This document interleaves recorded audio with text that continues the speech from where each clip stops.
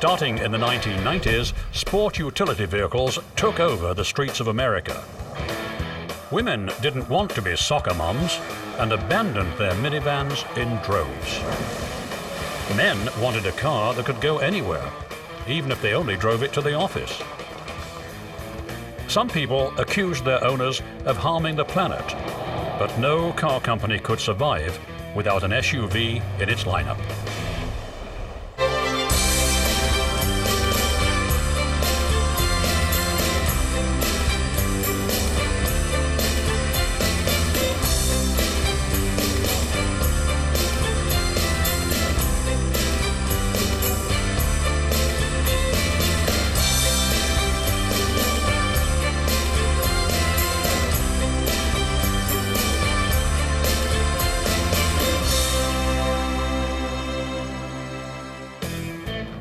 Today's SUVs grew out of the rugged four-wheel drive vehicles designed for the military and adopted by off-roading enthusiasts. In the 1990s, the SUV became a huge phenomenon in the US, while the rest of the world scratched their heads in dismay.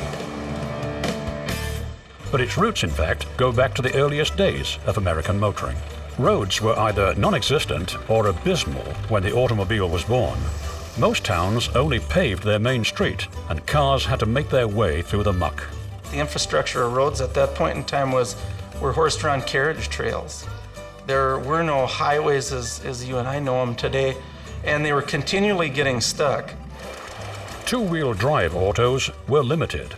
Getting stuck was always a possibility. Two Wisconsin machinists, Otto Zachow and William Besedich, built a workable four-wheel drive system in 1908. It looked like the automobile would no longer be bogged down. Its main feature was a steerable front drive axle that allowed the cars to turn even when power was being applied. They first mounted their system on a steam-powered car, but within a year had fitted it to a gasoline-powered vehicle. They anointed their new go-anywhere companion the Battleship. And it was like nothing else in the world at the time, and certainly in the United States it was the best performing four-wheel drive vehicle that existed. And they called it the Battleship because on their first few test drives they found that nothing could stop it. In 1911, they heard about a cross-country test being conducted by the US Army. The Army wanted to see if motorized vehicles could replace horses.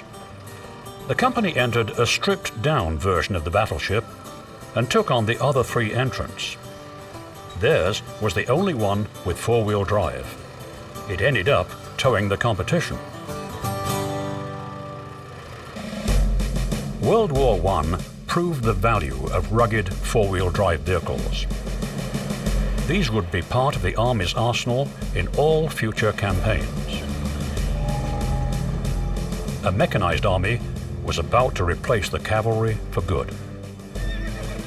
The Army began to realize it needed a lightweight, go-anywhere combat car.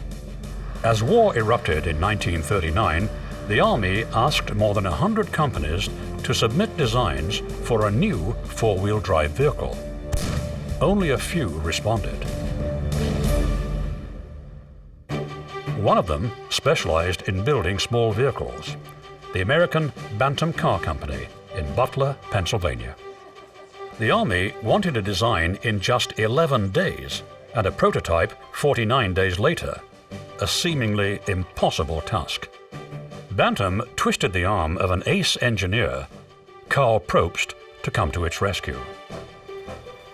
Within 5 days, Probst's design was accepted. By August 1st, 1940, he had a small team working on the first prototype. It had to be ready by September 23rd. They made it. Probst and plant manager Harold Christ set off in the prototype on the 250-mile drive to Camp Holabird, Maryland. The Army testers put it through a rigorous exam. It had to be combat ready. The vehicle was a little overweight, but the Army revised the requirements and the Bantam Blitz buggy was accepted.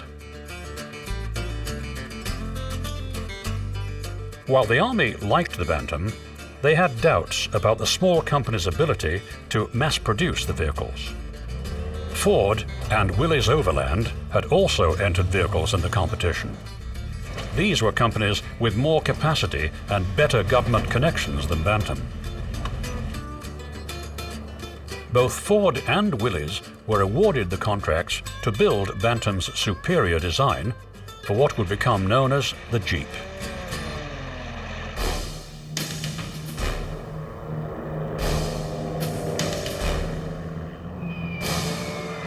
On December 7, 1941, 1 month after Jeep production began, the Japanese attacked Pearl Harbor. America declared war and started to mobilize. Soldiers were soon introduced to the Jeep. Most didn't know what to make of the funny-looking convertible. But it wouldn't take long for the GIs to embrace the Jeep as a tough and able companion on the front lines. You know, at the beginning of the whole Jeep era, the Army didn't quite know what to do with the Jeep other than use it as a reconnaissance vehicle. But as time went along, they kept exceeding the design limits and the vehicle was standing up to it. Jeep basically did everything during World War II. Moved troops, moved supplies. Some of them were fitted with railroad wheels to pull train cars. Just about anything you can imagine a wheeled vehicle could do, it did. More than 1 million Jeeps were built during the war. General Marshall called it the greatest contribution to modern warfare. The Jeeps performed very well in World War II. They really became a friend of the soldiers, so much so that when they came back, there was this huge demand for civilian versions of these. After the war, Willys decided to build a civilian version. They called the new vehicle the CJ, or Civilian Jeep. It had some new features like powered windshield wipers, softer springs, and a choice of more colors than olive drab green. There were special versions for farmers and others who needed a heavy-duty workhorse. It could handle many tasks. Willys broadened its range when it introduced an all-steel-bodied Jeep wagon. This ancestor of the modern SUV could haul 7 people. It was a little sluggish with a top speed of only 65 miles per hour, but it set the stage for things to come. It was advertised as the common-sense car that leads a double life. In 1949, Willys beefed it up by adding 4-wheel drive and a 6-cylinder engine. This allowed it to go just about anywhere.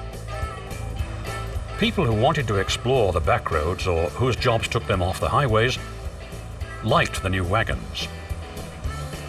However, the average buyer wanted more amenities. It was a few decades ahead of its time. The Jeep was still evolving into the ultimate recreational vehicle. At the time that Willys was launching the Jeep CJ, the Rover Car Company of Britain was thinking about a utilitarian 4x4 of its own. The market seemed ready for another vehicle which could be used by farmers and others. The Wilkes brothers, who ran the Rover Company, were inspired by Morris Wilkes' handy war surplus Jeep. He took his Jeep everywhere. It was a useful vehicle around the farm, but he knew it would eventually break down and parts would be hard to find. Thinking about life without his Jeep prompted him to ponder building his own 4x4. The brothers assembled a prototype and took it out for a test. The car's name seemed obvious: Land Rover. They thought the car would primarily find buyers among farmers who wanted to replace their horses. What I want, says many a farmer, is something that can do everything the horse can do, plus a lot more, and at 3 times the speed. And here it is, the Land Rover. A tough, chunky, cheeky, versatile vehicle with an unlimited capacity for hard work. Their gamble paid off. There was more demand for the little Land Rover than they could fill. The plucky vehicle sported an 80-inch wheelbase, topped off with a 52 horsepower 4-cylinder engine and 4-wheel drive. It became the farmer's best friend and the vehicle of choice for military forces around the world. As more Land Rovers appeared, the 4-wheel drive capabilities started to broaden demand. People discovered its off-road agility. Land Rovers began to appeal to a new class of automotive enthusiasts.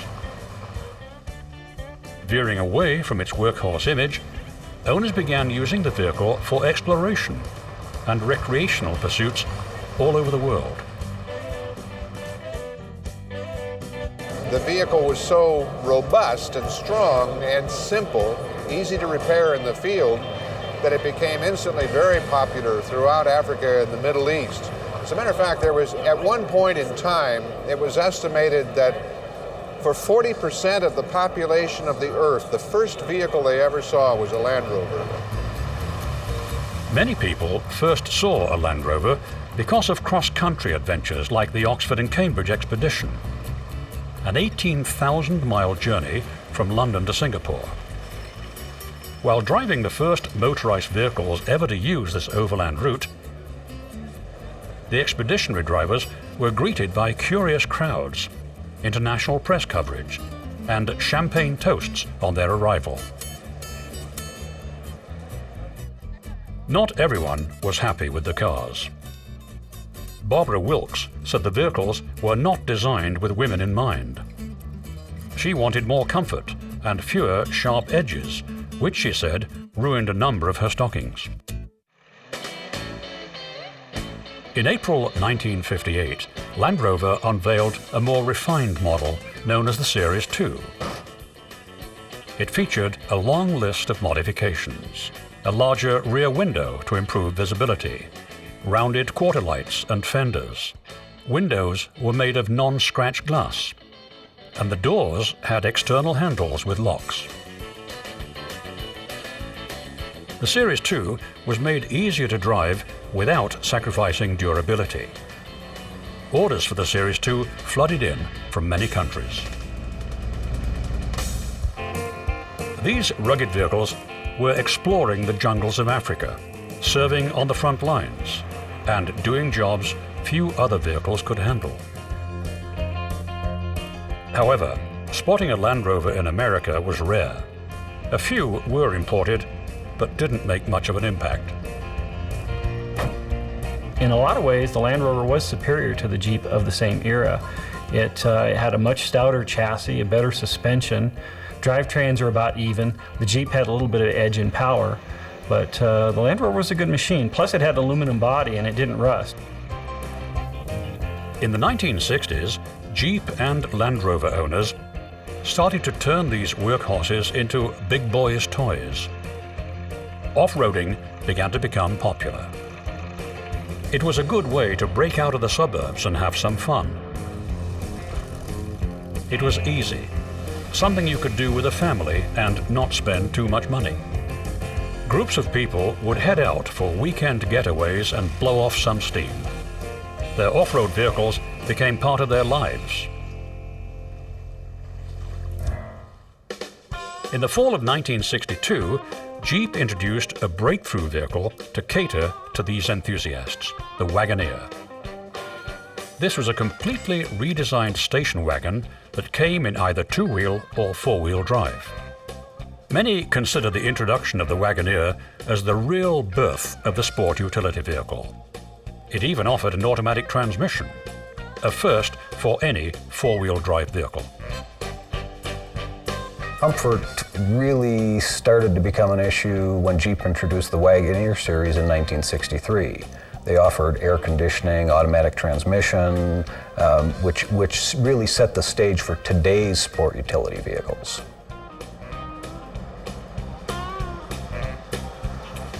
Others scrambled to serve this market. International Harvester introduced its 4x4, the Scout. Ford launched the Bronco in August of 1965. This compact 4x4 has earned a cult-like following among four-wheel drive and collector car enthusiasts. The competition wasn't just from the United States. Toyota's Land Cruiser was also transformed from a bare-bones backroads vehicle into a larger, more family-friendly competitor. In the 80s, when Land Rover arrived with its posh Range Rover, it was clear that luxury couldn't be ignored.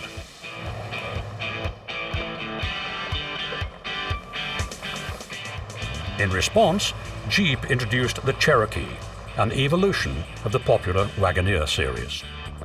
The American people wanted a vehicle that could haul people, they could fold down or take out the rear seat, and it could haul cargo, it might be able to tow, and it had to have that four-wheel drive function so that it could take them to wherever they wanted to go. But it wasn't until the late 1980s and 90s that the SUV market started to ignite. Such stalwarts as the Jeep and the Land Rover were joined by new SUVs from almost every car maker, including Mercedes and even Cadillac. The Cadillac Escalade generated a lot of excitement for the aging division of General Motors. Basically, it was a luxury version of the SUVs originally built for GM's other divisions, a sort of tarted-up Yukon or Tahoe. It caught on with hip-hop artists and suburban dads. The Escalade was one of the first Cadillacs that appealed to younger buyers. Cadillac finally had something to brag about. Another, even more refined SUV followed for Cadillac, the sporty SRX. Cadillac was aiming at drivers who wanted the aura of an off-road vehicle, but who didn't want to give up their high-performance sedans. Other car makers were targeting the same buyers. BMW also had its eyes on these drivers. It swept in with the unveiling of the X5, the first sport utility vehicle with a BMW badge. The X5 distinguished itself as a true BMW, capable of driving nearly anywhere in luxurious style. Sales results for the plethora of upscale SUVs further stimulated the desire of other automakers. Most plan to build similar vehicles. Although the SUV market was booming, there were some drawbacks. Fuel economy wasn't great, and there were safety concerns. This presented a problem for a company like Volvo that prided itself on being perceived as the company that cared. They wanted an SUV that was more environmentally friendly and safer. Building on the S80 chassis, Volvo worked to ensure that its new vehicle, the XC90, had only marginally higher fuel consumption and emissions than the rest of its cars.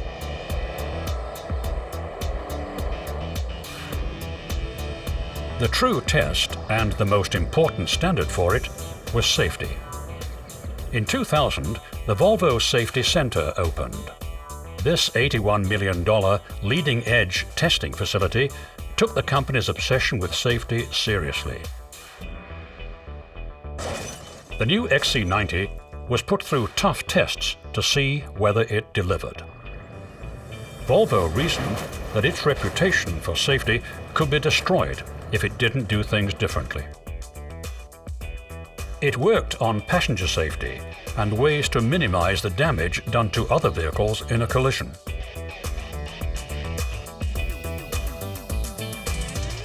The XC90 hit the streets and won the Motor Trend SUV of the Year award.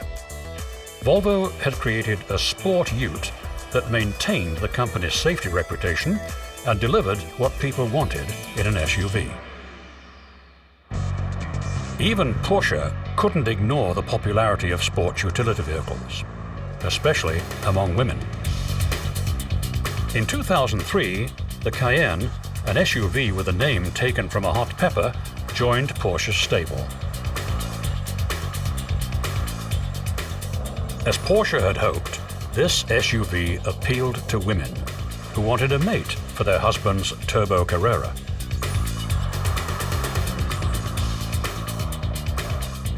The Cayenne gave Porsche a more rounded product lineup and was soon outselling some of its other models.